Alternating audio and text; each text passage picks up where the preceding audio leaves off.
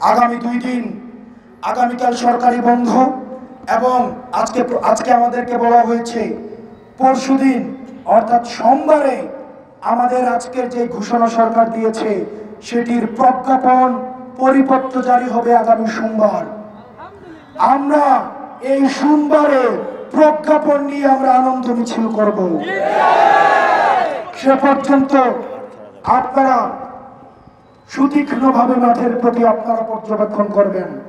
আজকে আমরা যে সরকারকে অন্তর্বর্তীকালীন সরকারকে আমাদের এই বিষয়গুলো আমলে নিয়েছে সেটির জন্য এই জুলাই যারা আহত হয়েছে এবং যারা শহীদ হয়েছে তাদের যে প্রেরণা, তাদের যে আকাঙ্ক্ষা সেটি যদি না থাকতো তাহলে আজকের এই গণজামায়াত এবং আমাদের ঐক্যবদ্ধতা কখনোই সম্ভব ছিল না।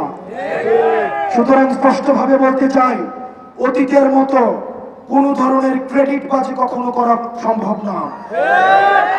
এই ক্রেডিট শুধুমাত্র কেবলমাত্র একমাত্র জুলাইয়ের আহত এবং শহীদ যারা রয়েছে তাদের।